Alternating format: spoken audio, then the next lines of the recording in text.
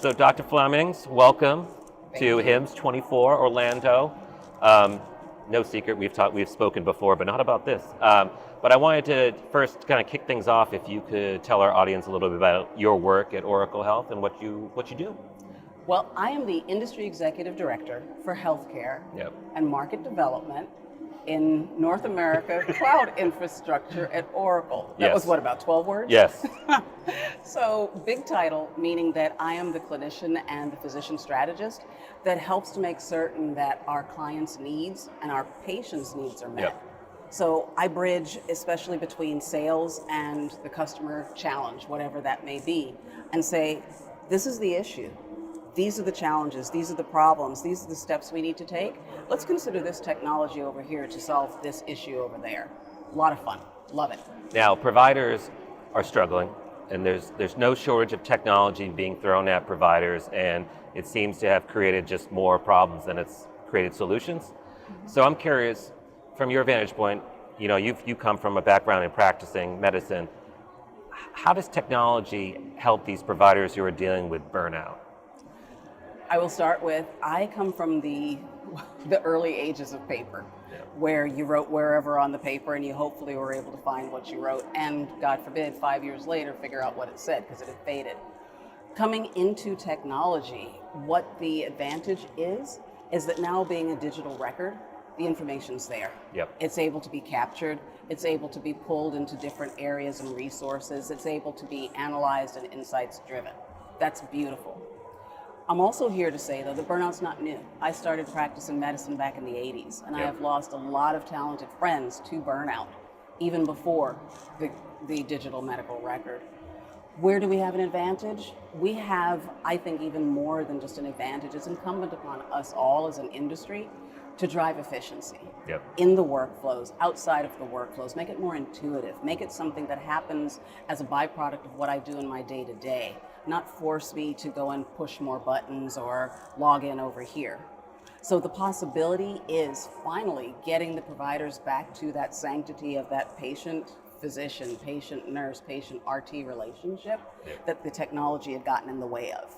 It's a huge opportunity to re-envision all of the stuff that's going on with burnout and with overload, especially with providers now in EDs, critical care, et cetera, and make it better. What are some logical first steps that these providers organizations need to think about when they're assessing or working with their technology?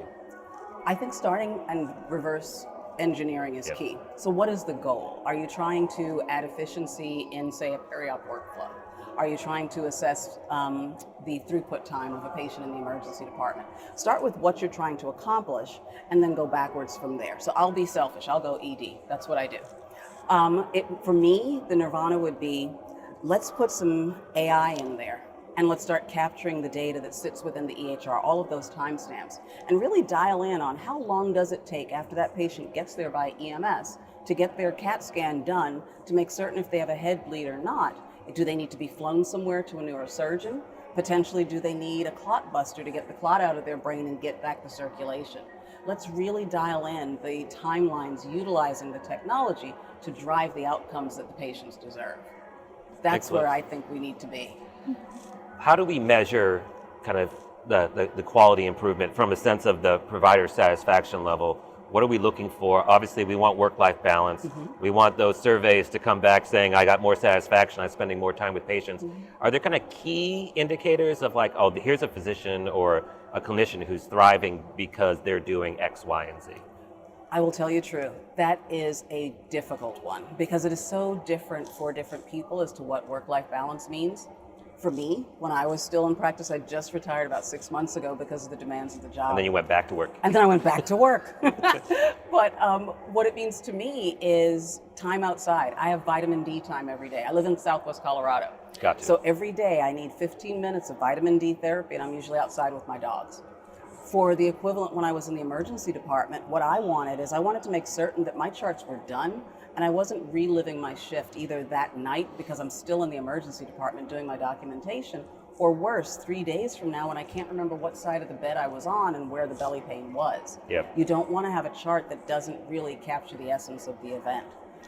I think when we go forward thinking about surveys, we need to honestly ask the providers themselves, what does work-life balance mean to you? Yeah.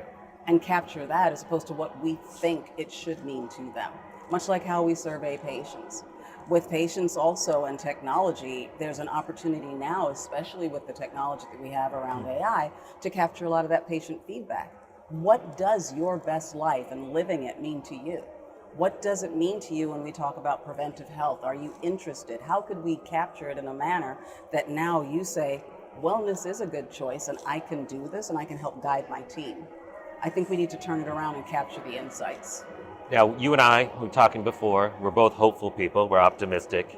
Where do you see the bright lights kind of across the healthcare system where we're starting to see maybe turning of the tide for certain providers, and obviously by extension patients, because if the provider's not present, you're not going to get the best care. So do we have some examples, or do you have maybe some anecdotes just about what is fueling your optimism? Oh, what fuels my optimism is every single conversation that I have with a COO, CMIO, CEO who says, I think we're ready to move forward and do something big. Yeah. And usually the conversation from there goes into something around operational efficiency. I love the topic of operational efficiency. What I especially love, though, is the opportunity there to get some cost savings. When you're talking to smaller hospitals where the mission is the margin, and now you can find some technology that can help them not only to spend less, but capture more about where am I overspending? Where am I duplicating my efforts? Where am I throwing money and nothing is happening? Yep. That is huge, because now that money can go and fuel a different initiative, maybe a primary care clinic down the road, maybe a pediatric neurologist in the neighborhood, something like that. That's magnificent. After that, operational efficiency. Let's just make it better across the board. Everybody involved in touching that patient during their encounter, from the front desk. Stop having them answer the call about when the pharmacy is open. That can be handled by AI. Let's keep the nurses doing the work that they want to do and not that they have to do. Let's help them with the documentation load. Let's make certain that we can maybe capture the vital signs, pull them into the record on their behalf, and have them then be the person and keeping that human in the healthcare spectrum of, yes, these are correct and this is what it means. I also think on burden and on things like burnout. Yep. Clinical decision support Yep. is going to be important. And that's the double-edged sword. How do you get in the right information, make certain it's trustworthy, fit for purpose, the right person, the right time, the right circumstance, relevant, without capturing something that's potentially a hallucination? Yep. That's another area where we need to make certain that there's a human in there for the checks and balances, because as a physician, that's a concern that maybe something would be integrated into the record that I'm not recognizing because there's such an amount of data coming at me. And now, unfortunately, there's been a bad outcome. That's that edge of the maybe not right yet. On the other side of it, though, there is a genuine, I think now, avenue open to really capture patients and get them back and engaged in their care. A lot of them are passive consumers. Let's get the information out in a personalized fashion. So my sister's a breast cancer survivor. How about when she was going in to go and get her surgery done, we do her discharge planning before she even gets to the hospital. I remember her saying, I can't think of anything except thinking I'm potentially going to die on the OR table. You can't think about clinical trials and your options open to you for traditional or alternative treatment when you're thinking I could die. So let's maybe turn it on its end and maybe do the discharge planning when they're home with their family and they can decide. Let's make it at her level where she can understand. Let's capture docs in her area who are doing magnificent things, or maybe some articles that she needs to help support her to, again, help her care team to understand what her best life after breast cancer means for her. Those are the beauty spots for me. It's one of those things the most important relationship in healthcare is the provider and the patient, right? Mm-hmm. And we just need to get all this clutter out of the way. And it's, technology can help, but it's to me, what you're saying with efficiency, it's workflow, it's get the cost savings as a time savings, time is money and all that jazz. How do physicians go about advocating for themselves to get their leadership to say, hey, we need to do something here. Maybe this technology can work here, or you know what, maybe this technology doesn't work here, and we could find an alternative. Wow, that tells my story. Because I was the CMIO at a hospital that was then implementing a new EHR. And I I made certain that I was involved in every step at the hospital. I also, though, challenged the vendor to make it even better for our providers. It had to serve the ED, it had to serve our clinic, it had to serve our surgeons. From there, I continued to consult with them and help them to make it better, because without the input of the people who are the end users, who are taking the technology and affecting care, it's nothing. It's a bunch of gobbledygook. Big scientific term. But where I think it's important for providers to get involved is start with your CNO if you're a nurse. Start with going to maybe the board meeting. The board meeting almost always has an open forum where you can start talking and saying, not for nothing, guys, this is great. But I've also seen this happen at a different hospital, and I'm happy to connect you with their leadership to talk about what results they've had. I think those are magnificent moments to step into the spotlight. I think also getting involved with your chapter. The American College of Emergency Physicians has a division that deals with the EHR and deals with data. I think coming to meetings like this and being part of the physician community forum.